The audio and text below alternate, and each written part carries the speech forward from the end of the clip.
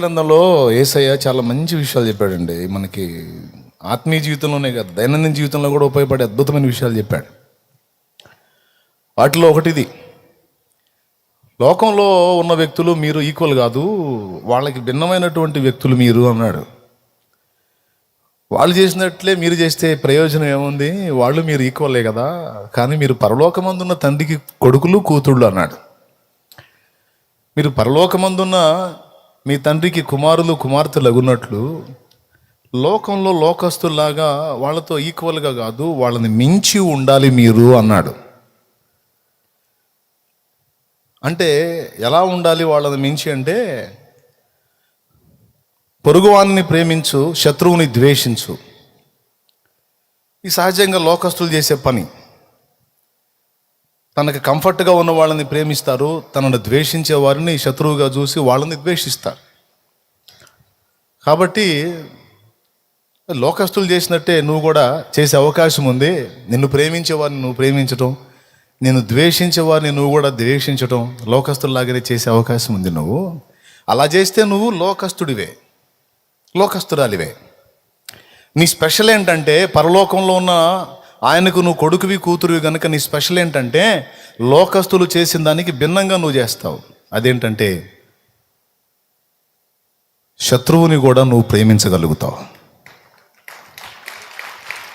శత్రువుని కూడా ప్రేమించగలుగుతావు. వాని మార్పు కోసం, వాని క్షేమం కోసం, వాని రక్షణ కోసం నువ్వు ప్రార్థించగలుగుతావు. ఇలాంటి మెట్టు నువ్వు ఎక్కనప్పుడు, ఈ మైండ్ నీకు రానప్పుడు, ఈ మనసు నీలో లేనప్పుడు, నువ్వు పరలోకమందున్న తండ్రికి కొడుకువి కూతురువి కావేమో. కొంచెం ఆలోచించుకో. నువ్వు నిజంగా ఆయన బిడ్డవైతే నువ్వు ఖచ్చితంగా శత్రువుని కూడా ప్రేమించగలుగుతావు అంటూ ఎగ్జాంపుల్ కింద ఏం చెప్తున్నాడంటే, మీ పరలోక తండ్రిని చూడండి, ఆయన చెడ్డవారి మీదను మంచివారి మీదను తన సూర్యుని ఉదయింపజేస్తున్నాడు, తన వర్షమును పంపిస్తున్నాడు, వాళ్ళకు కూడా అన్నం పెడుతున్నాడు. చెడ్డవాళ్ళు, ఆయనను ద్వేషించే వాళ్లకు సైతం పట్టడు అన్నం దేవుడే పెడుతున్నాడు. లేకపోతే ఫుడ్ యాక్ట్ వస్తుందండి. నీతిమంతుల మీదను అనీతిమంతుల మీదను తన వర్షమును పంపుతున్నాడు, తన సూర్యుని ఉదయింపజేస్తున్నాడు. తనను ప్రేమించే వారిని ప్రేమిస్తున్నాడు, తనని ద్వేషించే వారిని కూడా దేవుడు ప్రేమిస్తున్నాడు. ఆయన పిల్లలు మీరు. మిమ్మల్ని ప్రేమించే వాళ్ళని ప్రేమిస్తే గొప్పే ఉంది, మిమ్మల్ని ద్వేషించే వాళ్ళని ప్రేమించండి, అది స్పెషల్ అన్నాడు. ఇది చిన్న విషయం కాదు.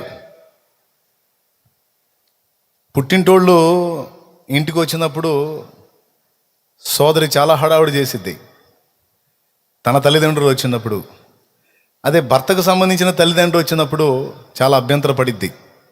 ఎందుకంటే వాళ్ళు ఈమెను ప్రేమించరు. ఈమె ఎంత జాగ్రత్తగా ఉన్నా ఏవో వంకలు వెతుకుతూ ఉంటారు కనుక, అబ్బో ఈ దరిద్ర గుంపు దిగారా, ఎన్ని రోజులు ఉంటారో ఏమో, ఇప్పుడు వీళ్ళకి ఊడిగం చేసి చావాలని కొంచెం బాధపడుతూ ఉంటారు. కానీ నువ్వు ఒక దేవుని బిడ్డవు అయితే, పరలోక తండ్రికి కొడుకువి కూతురువి అయి ఉంటే, కూతురు అయి ఉంటే నువ్వు ఎలా స్పందిస్తావో తెలుసా? వాళ్ళు నిన్ను ద్వేషించినా సరే, వాళ్ళు వచ్చినప్పుడు వారికి జరగాల్సిన మర్యాదలో వీసుమంతు కూడా తగ్గకుండా నువ్వు ఎక్కువ ప్రేమ వారి ఎడల చూపుతావు. ఇది లోకస్తులకు నీకు తేడా. ఎందుకంటే నువ్వు ఆయన బిడ్డవి, అందరినీ ప్రేమించే దేవుని బిడ్డవి నువ్వు. లోకస్తులు కొలతలు వేరు, నీ కొలతలు వేరు. ఎలా నువ్వు రెడీ కావాలంటాడు ఆయన. పాయింట్ నెంబర్ 1, పెళ్లి చేసుకునేటప్పుడు కూడా ఒక విషయం చెప్పాడు ఆయన. పెళ్లి చేసుకునేటప్పుడు కూడా నువ్వు ఏదన్నా శుభకార్యం చేసుకుంటున్నావు అనుకో, నీకు చుట్టాలు, బంధువులు, స్నేహితులు, శ్రేయోభిలాషులు అందరినీ పిలుస్తావు. ఫంక్షన్ చేస్తావు, వాళ్ళు కూడా వస్తారు, చక్కగా తింటారు, పోతారు. వాళ్ళ ఫంక్షన్స్కి నిన్ను పిలుస్తారు, చెల్లుకు చెల్లు అయిపోయింది. నీ ఫంక్షన్కి వాళ్ళు వస్తారు, ఏదో చదివింపులు ఇస్తారు, వాళ్ళ ఫంక్షన్ నువ్వు పోతావు, చదివింపులు ఇస్తావు. నీ దగ్గరకు వచ్చారు, బిర్యానీ పెట్టావు, వాళ్ళ కార్యక్రమానికి పోతావు, వాళ్ళు బిర్యానీ పెడతారు, చెల్లు. కానీ నువ్వు ఫంక్షన్ చేస్తే ఎలా ఉండాలో తెలుసా? తిరిగి నీకు పెట్టలేని స్థితిలో ఉన్న బేదల్ని పిలిచి పెట్టు, ఆ ఫలం నీకు స్థిరంగా నిలిచి ఉంటుంది అన్నాడు. ఎంతమందికి అర్థమైంది? ఎవరికి పెట్టమన్నాడు? అవును, గ్రుడ్డి వారికి, కుంటి వారికి, అంగహీనులకు,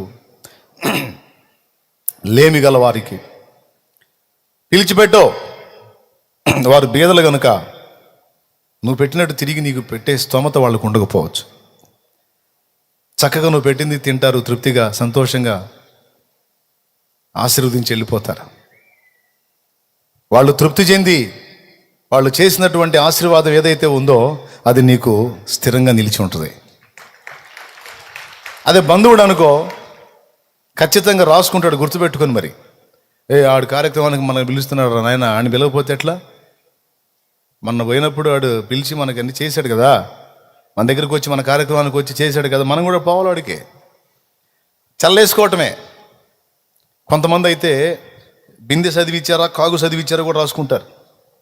మన అమ్మాయి పెళ్ళికి వచ్చి మిక్సీ ఇచ్చారా, గ్రైండర్ ఇచ్చారా, లేకపోతే ఏంది బొకే ఇచ్చారా, లేకపోతే ఇంకేమి ఇస్తారు చదివింపులు పెళ్ళిళ్ళకి, ఏవో ఇస్తారు కదా చెత్త చెదారం, ఏమి ఇచ్చారు. కొంతమంది అయితే ఫోటోలు పెట్టుకోవడానికి ఇస్తారు, ఏదో అది ఏమంటారు ఫోటో ఫ్రేమ్ ఇస్తారు. కొంతమంది ఏమో వాచ్ ఇస్తారు. నా బోటోడు అయితే బైబిల్ ఇస్తుంటాడు. ఏ పెళ్ళికన్నా బాని, దానికి మించింది లేదు కాబట్టి బైబిల్. అట్లాగా పెళ్ళిళ్ళకి గిఫ్ట్లు ఇస్తారు. నాకు తెలిసి నేను చాలామందిని గమనించాను. కొంతమంది తెలివిగా ఏం చేస్తారు, చదివింపులు ఇవ్వాలనుకున్న వాళ్ళు వచ్చి ఇచ్చేయండి బాయ్ అని చెప్పి మొదలుపెట్టి ఇక ఒక్కొక్క బంధువుడు వచ్చి చదివిస్తుంటే ఆ చదివింపులను రాసుకుంటారు ఎవరు ఏమి ఇచ్చారని. చెంబులు, తెప్పాళ్ళాలు, ఇత్తడి కాగులు, రాగి బిందెలు, స్టీల్ బిందెలు. ఇప్పుడంటే అన్ని కుళాయిలు, పంపులు వచ్చినాయి. అంతకుముందు పెద్ద పెద్ద కాగులు ఇచ్చేవాళ్ళు, బాగా మోసుకొని సావమ్మని కదా, అంతేనా?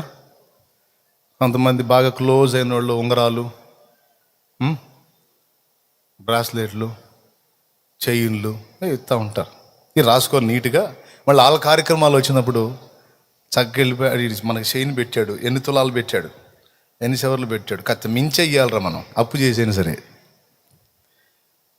పొరపాటున ఒక తులం తగ్గినా సరే, అంతకుముందు చదివింపులు ఇచ్చాడే వాడు చుట్టంతో ఇంకో చుట్టంతో అంటాడు. వాళ్ళ అబ్బాయి పెళ్ళికి పిలిస్తే, వాళ్ళ అమ్మాయి పెళ్ళికి పిలిస్తే నేను పోయి 20 తులాల వస్తువు చేపించా. ఆడు కూడా చేపించాను అన్నాడే మీ అమ్మాయి పెళ్ళి కంటే. ఏంది ఆడు చేపించింది? 15 తులాలు చేపించాడు. నేను 20 తులాలు చేపితే 15 తులాలు. ఇంత కక్కుర్తి ఎందుగా అంట. ఇంత మాత్రం తిట్టుకునేదానికి ఎందుకురా నీ చదివింపులు తగలబెట్టనా అని నేను అనుకుంటా. వీడు 20 తులాలు చేయించాడంటే వాడు కూడా 20 తులాలు చేయించాలంట, లేకపోతే తప్పంట అది. ఇట్లా చల్లేసుకునే బాపత అనమాట. అవునా కాదా? ఎంతమంది ఒప్పుకుంటారు? నిజమే బెదరా మరి. స్తోత్రం. ఇట్లాంటి మాటలు రాకుండా ఏం చేస్తారంటే వాడు 20 తులాలు చదివిస్తే వీడు 25 తులాలు చదివిస్తాడు. రేపు రోజున మాట రాకుండా వాళ్ళ అమ్మాయి పెళ్ళికి పోయిన 20 తులాలు చదివించానంటే వాళ్ళ అబ్బాయి పెళ్ళికి పోయినా 25 తులాలు చదివించా, కాట వేసుకోమను అని గొడవకి బాగా స్ట్రెంత్గా ఉంటుంది కాబట్టి ఇట్లా చేసుకుంటారు అన్నమాట. ఇవన్నీ సర్వసాధారణం. కాబట్టి దాదాపు పెళ్ళిళ్ళన్నింటిలో జరుగుతాయి కదా. యేసయ్య చెప్పిన సూత్రం ఏంటో తెలుసా? దేవులాడుకొచ్చుకుంటారు నాయన, అవసరమైతే తిరిగి నీకు చేయడానికి స్తోమత లేని బేదల్ని వెతుక్కొని వాళ్ళకి తీసుకొచ్చి పెట్టు, అది నీకు స్థిరంగా ఉంటుంది అంటారు. ఈ మాట మనం వింటాం కానీ నిజంగా మనం చేస్తాం ఆ పని. ఊళ్ళో ఉన్న భిక్షగాళ్ళందరినీ తీసుకొచ్చి పోగేసి మనం ఫుడ్ పెడుతున్నాం అనుకో, చుట్టాల పక్కలు ఏమంటారో తెలుసా? మనల్ని పిలిస్తే మనకు అవన్నీ ఇవ్వాల్సి వచ్చిద్దని వాళ్ళని తెచ్చుకొని వాళ్ళకి పెట్టుకుంటున్నాడు అని అంటారు ఏమో అని.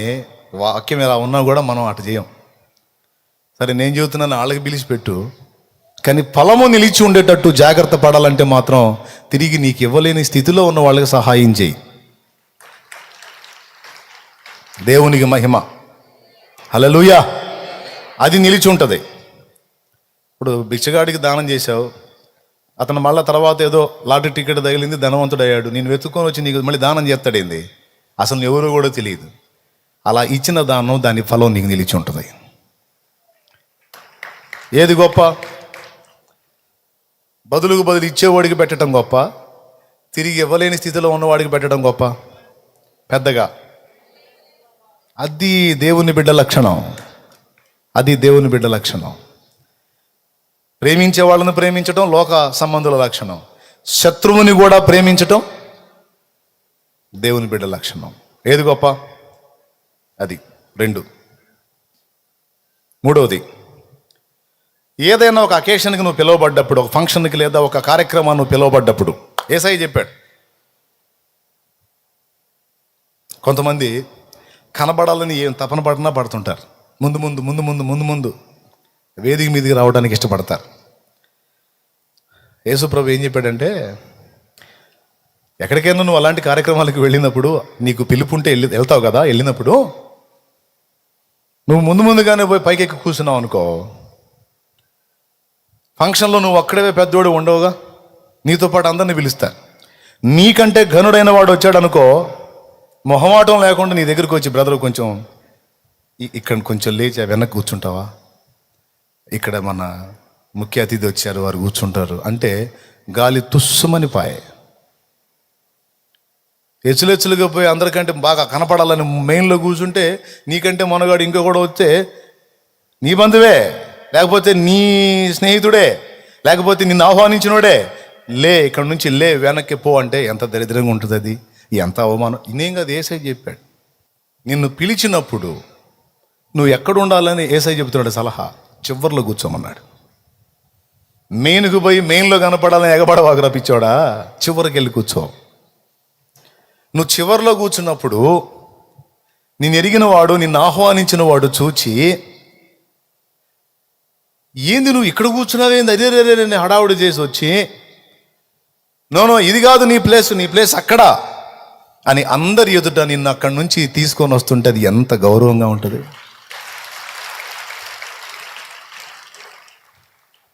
అంటే అతడు అలా తీసుకెళ్లాలని కూర్చోవద్దు, నీ తత్వమే అదై ఉండాలి.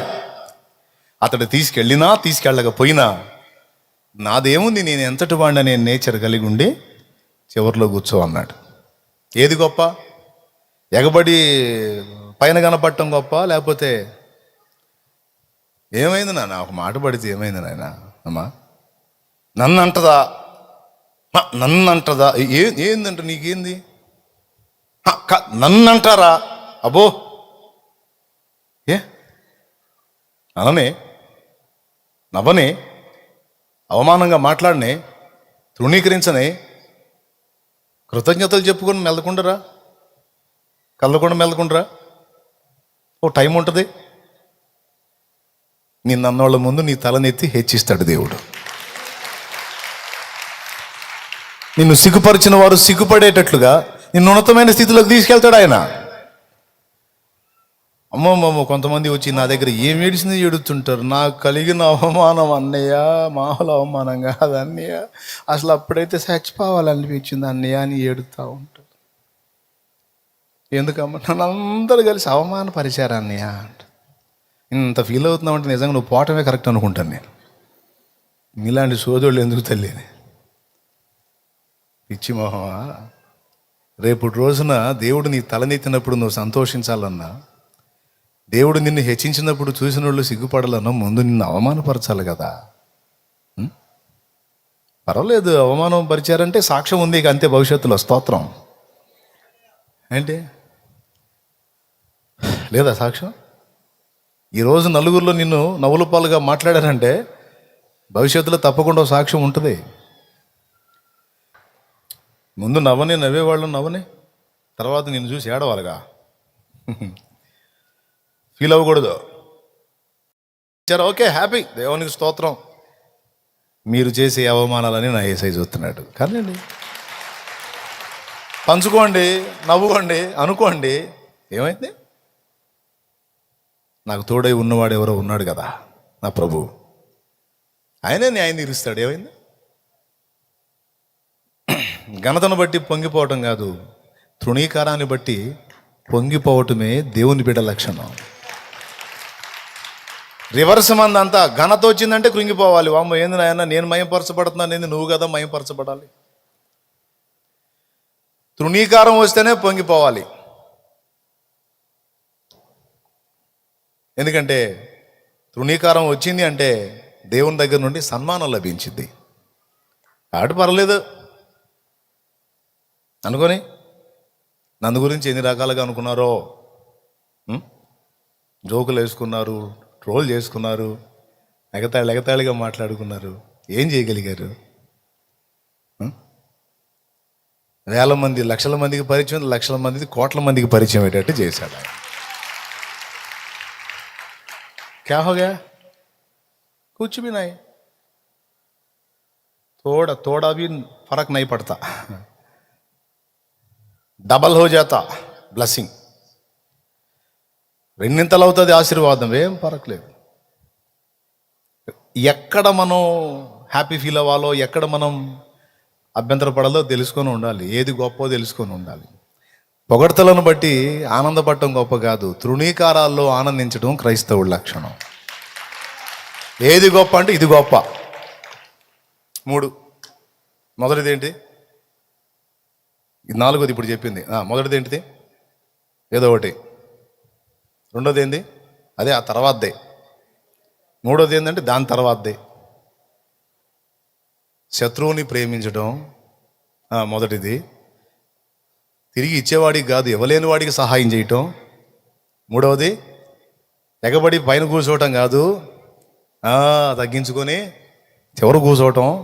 4వది అదే ఏదో చెప్పావు మొత్తానికి, ఏంటిది? తృణీకారాల్లో సంతోషించటం. అది రాసుకో. ఇవన్నీ ఒట్టి మాటలు కాదు, లేఖనం చెప్పే సాక్ష్యాలు. షిమి అనేవాడు ఎగబడి దావీదుని తిడుతుంటే ఏవాబు, అభిషేక్ ఇద్దరు మేనల్లుళ్ళు మరియు ఆయన సైన్యాధిపతులు. చచ్చిన కుక్క వంటి వాడు వాడికి బతుకు, వాడు నిన్ను తిట్టే అంత మాత్రం కూడా నువ్వు మానో వాడిని చేరబోయి వాడి తల తీసి నీ కాళ్ళ దగ్గర పెడతా అన్నాడు. అన్నదమ్ములు ఇద్దరికి ఆవేశం వచ్చింది. మేనమామ మరియు రాజు.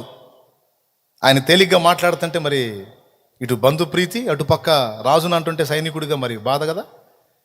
అసలు వాడెంత, వాడి కెపాసిటీ ఎంత, వాడు నిన్నంత మాటలు మాట్లాడతాడా? చచ్చిన కుక్కలంటోడాడు అను, నేను పోయి వాడిని అంతం చేస్తానంటే. సెరూయా కుమారులారా, వానితో మీకేమి, నాతో మీకేమి. యెహోవా దావీదును శపింపుమని వానికి సెలవియ్యని ఎడలా వాడు శపించి బతుకుతాడా? ఒక్క మాట నన్నంటే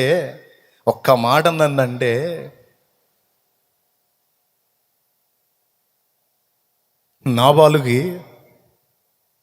మళ్ళా లైఫ్ లేకుండా పోయింది. ఒక్క మాట, నేను అతనికి సహాయం చేయుటకు దావీదు ఎవడు అన్నందుకు మరుసటి రోజుకు చంపేశాడు రా నా దేవుడు. నన్ను తరిమినందుకు సౌలుకి ఏ గతి పట్టిందో మీకు తెలుసు. తన ఈట మీద తనే పడి చచ్చే పరిస్థితి వచ్చిందిరా సౌలుకి. నా పక్షంగా అంత రోషంగా ఉన్నాడు నా దేవుడు. అలాంటిది ఈడు నన్ను ఇంత శపిస్తున్నా కూడా ఆయన మౌనంగా ఉన్నాడంటే తప్పు వీడిది కాదు, ఆయనది కాదురా, నాది. పొరపాటు నా దగ్గర ఉందిరా.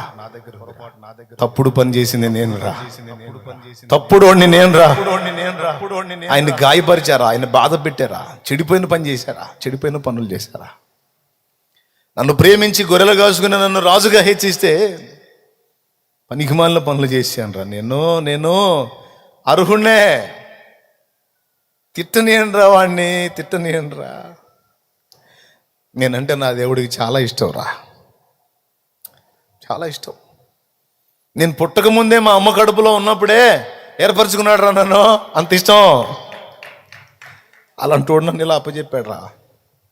ఆయన తప్పు కాదు, నేను ఆయనంత గాయపరిచా. ఆయన తప్పు కాదు, నేను ఆయనంత ఏడిపించా. ఆయన తప్పు కాదు. తీర్పు తీర్చేటప్పుడు ఆయన నిర్మలుడు రా, కల్మషం లేకుండా తీర్పు తీరుస్తాడు రా. నాకు ఈ శ్రమ తగినదే, నాకు ఈ ఇబ్బంది తగినదే, న్యాయమే. ఎంతో ప్రేమించిన నా దేవుడు వీడి తిట్లు వినైనా మళ్ళీ నా మీద కనికర పడతాడేమో, తిట్టను ఏంట్రా బాబు. వాడి తిట్లు వినన్నా మళ్ళీ నా మీద కనికరం వచ్చిద్దేమో, తిట్టనేంట్రా. నిజంగా అన్నంత పని అయింది. వెళ్ళాడు, మళ్ళా రాజు అయ్యాడు. అప్పుడు దాకా తిట్టినోడు మార్గ మధ్యలోనే పోయి కాళ్ళ మీద పడ్డాడు. రాజు అయిన దావీదు, నన్ను క్షమించు మహారాజా అని. త్వరపో అన్నాడు. పిల్లరా, తృణీకారములో సంతసించుట, తృణీకారము గాయం ఎదురైనప్పుడు అందులో ఉన్న కారణాన్ని వెతికి దేవుని మయంపరచుట. నాకు ఇలా జరిగింది అంటే దేవుడు అన్యాయస్తుడు కాదురా. నాకు అన్యాయం చేసిన వాళ్ళు కూడా అన్యాయస్తులు కాదు. నేను తేడా. నా దగ్గరే ఉందిరా లోపం, నా దగ్గరే ఉందిరా పొరపాటు. ఏం మైండ్ అండి అది? ఏ మైండ్? అహం విరిగిపోయింది. విరిగిన మనసే నీకే ప్రియము యేసునాథా. మన హృదయం దగ్గరికి వచ్చి చూస్తాడంట విరిగిందా లేదా అని. విరిగిన హృదయంలోనే విశ్రాంతి దొరికిద్దంట దేవునికి.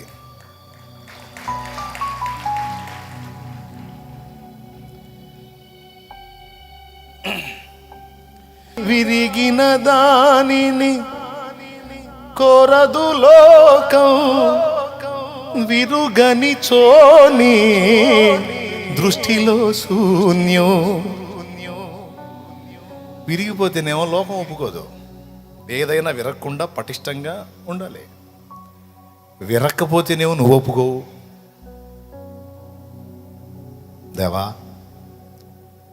నా మనసు విరిగింది, నా హృదయం నలిగిందిరా, ఇదేగా నీకు కావాలి.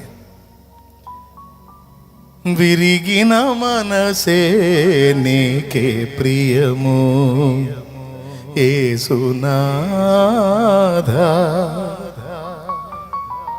ఉన్నతమైన స్థలములయందే నివసించువాడా. విరిగేనా మనసు వసింప రావా. ఇప్పుడు ఇంతకుముందు నాకు విరగలేదు మనసు, నువ్వు రావటానికి ఇబ్బంది పడ్డావు, ఇప్పుడు ఇరిగిపోయింది. ఇంక రా, ఇంకా నాలో నివసిద్దుగా రా. ఇంకేం లేదు నా దగ్గర, ఇంకేమి లేదు నా దగ్గర. దేన్ని బట్టి అతిశయపడటానికి ఏం లేదు. ఒట్టి పాత్ర అని అర్థమైపోయింది. ఇది పనికిరాని పాత్ర, పగిలిపోయిన పాత్ర, విరిగిపోయిన పాత్ర అని అర్థమైంది. ఇంకేముంది రా. విరిగేనా మనసు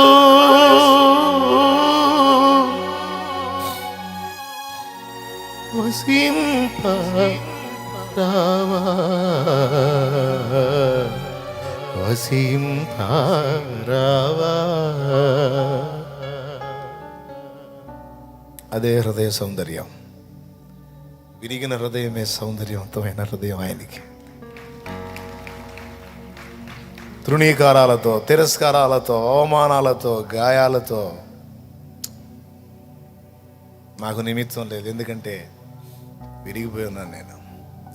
పొగిడినా ఆనందం లేదు, ఒకటి తిట్టినా నాకు ఇబ్బంది లేదు. స్తోత్రం. ప్రియులారా, ఈ మైండ్ రావాలి. ఆ హృదయం ఇష్టం అట ఆయనకి.